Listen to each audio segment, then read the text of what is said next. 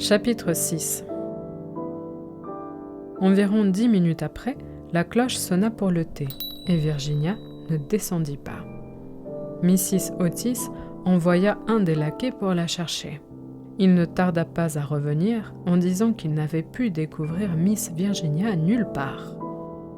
Comme elle avait l'habitude d'aller tous les soirs dans le jardin cueillir des fleurs pour le dîner, Mrs. Otis ne fut pas du tout inquiète. Mais 6 heures sonnèrent, Virginia ne reparaissait pas. Alors sa mère se sentit sérieusement agitée et envoya les garçons à sa recherche, pendant qu'elle et M. Otis visitaient toutes les chambres de la maison. À 6h30, les jumeaux revinrent et dirent qu'ils n'avaient trouvé nulle part trace de leur sœur. Alors tous furent extrêmement émus, et personne ne savait que faire, quand M. Otis se rappela soudain que peu de jours auparavant, il avait permis à une bande de bohémiens de camper dans le parc. En conséquence, il partit sur le champ pour le Blackfell Hollow, accompagné de son fils aîné et de 2 domestiques de ferme. Le petit duc de Cheshire, qui était absolument fou d'inquiétude, demanda instamment à M. Otis de se joindre à lui, mais M. Otis s'y refusa, dans la crainte d'une bagarre. Mais quand il arriva à l'endroit en question, il vit que les bohémiens étaient partis. Il était évident qu'ils s'étaient hâtés de décamper, car leur feu brûlait encore, et il était resté des assiettes sur l'herbe. Après avoir envoyé Washington et les 2 hommes battre les environs, il se dépêcha de rentrer et expédia des télégrammes à tous les inspecteurs de police du comté en les priant de rechercher une jeune fille qui avait été enlevée par des cheminots ou des bohémiens. Puis il se fit amener son cheval, et après avoir insisté pour que sa femme et ses 3 fils se missent à table, il partit avec un groom sur la route d'Ascot. Il avait fait à peine 2 milles qu'il entendit galoper derrière lui. Il se retourna et vit le petit duc qui arrivait sur son poney, la figure toute rouge, la tête nue. « J'en suis terriblement fâché, » lui dit le jeune homme d'une voix entrecoupée, « mais il m'est impossible de manger tant que Virginia est perdue. Je vous en prie, ne vous fâchez pas contre moi. Si vous nous aviez permis de nous fiancer l'année dernière, ces ennuis ne seraient jamais arrivés. Vous ne me renverrez pas, n'est-ce pas? Je ne peux pas, je ne veux pas. » Le ministre ne put s'empêcher d'adresser un sourire à ce jeune et bel étourdi, et fut très touché du dévouement qu'il montrait à Virginia. Aussi, se penchant sur son cheval, il lui caressa les épaules avec bonté et lui dit « Eh bien, Cécile, puisque vous tenez à rester, il faudra bien que vous veniez avec moi. Mais il faudra aussi que je vous trouve un chapeau à Ascot. »« Au diable, le chapeau, c'est Virginia que je veux !» s'écria le petit duc en riant. Puis ils galopèrent jusqu'à la gare. Là, M. Otis s'informa auprès du chef de gare si on n'avait pas vu sur le quai de départ une personne répondant au signalement de Virginia, mais il ne put rien apprendre sur elle. Néanmoins, le chef de gare lança des dépêches le long de la ligne, en amont et en aval, et lui promit qu'une surveillance minutieuse serait exercée. Ensuite, après avoir acheté un chapeau pour le petit duc chez un marchand de nouveautés qui se disposait à fermer boutique, M. Otis chevaucha jusqu'à Bexley, village situé à 4 milles plus loin et qui, lui avait-on dit, était très fréquenté des bohémiens. Quand on eut fait lever le garde champêtre, on ne put tirer de lui aucun renseignement. Aussi, après avoir traversé la place, les 2 cavaliers reprirent le chemin de la maison et rentrèrent à Canterville vers 11h, le corps brisé de fatigue et le cœur brisé d'inquiétude.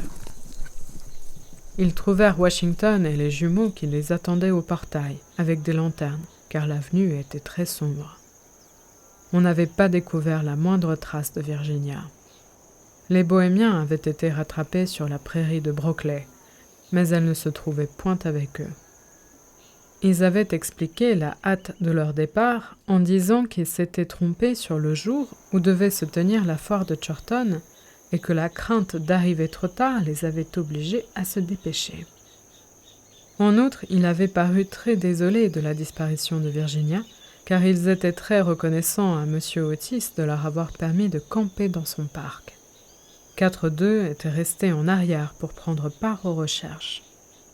On avait vidé l'étang aux carpes, on avait fouillé le domaine dans tous les sens, mais on n'était arrivé à aucun résultat. Il était évident que Virginia était perdue, au moins pour cette nuit, et ce fut avec un air de profond accablement que M. Otis et les jeunes gens rentrèrent à la maison, suivis du groom qui conduisait en main le cheval et le poney. Dans le hall, ils retrouvèrent le groupe des domestiques épouvantés.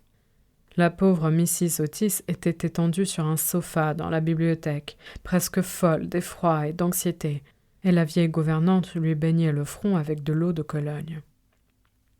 M. Otis insista aussitôt pour qu'elle mangeât un peu, et fit servir le souper pour tout le monde. Ce fut un bien triste repas. On y parlait à peine, et les jumeaux eux-mêmes avaient l'air effarés, abasourdis, car ils aimaient beaucoup leur sœur. Lorsqu'on eut fini, M. Otis, malgré les supplications du petit duc, ordonna que tout le monde se couchât, en disant qu'on ne pourrait rien faire de plus cette nuit, que le lendemain matin, il télégraphierait à Scotland Yard pour qu'on mît immédiatement à sa disposition quelques détectives. Mais voici qu'au moment même où l'on sortait de la salle à manger, minuit sonna à l'horloge de la tour. À peine les vibrations du dernier coup étaient-elles éteintes qu'on entendit un craquement suivi d'un cri perçant. Un formidable roulement de tonnerre ébranla la maison. Une mélodie qui n'avait rien de terrestre flottait dans l'air. Un panneau se détacha bruyamment du haut de l'escalier et, sur le palier, bien pâle, presque blanche, apparut Virginia, tenant à la main une petite boîte. Aussitôt, tous se sont précipités vers elle. Mrs. Otis la serra passionnément sur son cœur. Le petit duc l'étouffa sous la violence de ses baisers, et les jumeaux exécutèrent une sauvage danse de guerre autour du groupe. « Grand Dieu, ma fille, où êtes-vous allée » dit M. Otis, assez en colère parce qu'il se figurait qu'elle avait fait à tous une mauvaise farce. « Cécile et moi, nous avons battu à cheval tout le pays à votre recherche. Et votre mère a failli mourir de frayeur. Il ne faudrait pas recommencer de ces mystifications-là. »« Excepté pour le fantôme, excepté pour le fantôme !» crièrent les jumeaux en continuant leur cabriole. « Ma chérie, grâce à Dieu, vous voilà retrouvée. Il ne faudra plus me quitter, » murmurait Mrs. Otis en embrassant l'enfant qui tremblait et en lissant ses cheveux d'or épars sur ses épaules. « Papa, » dit doucement Virginia, « j'étais avec le fantôme. Il est mort. Il faudrait que vous alliez le voir. Il a été très méchant, mais il s'est repenti sincèrement de tout ce qu'il avait fait. Et avant de mourir, il m'a donné cette boîte de beaux bijoux. » Toute la famille jeta sur elle un regard muet, effaré, mais elle avait l'air très grave, très sérieuse. Puis, se tournant, elle les précéda à travers l'ouverture de la muraille, et l'on descendit par un corridor secret. Washington suivait, tenant une bougie allumée qu'il avait prise sur la table. Enfin, l'on parvint à une grande porte de chêne hérissée de gros clous. Virginia la toucha. Elle tourna sur ses gonds énormes, et l'on se trouva dans une chambre étroite, basse, dont le plafond était en forme de voûte, et avec une toute petite fenêtre. Un grand anneau de fer était scellé dans le mur, et à cet anneau était enchaîné un grand squelette étendu de tout son long sur le sol dallé.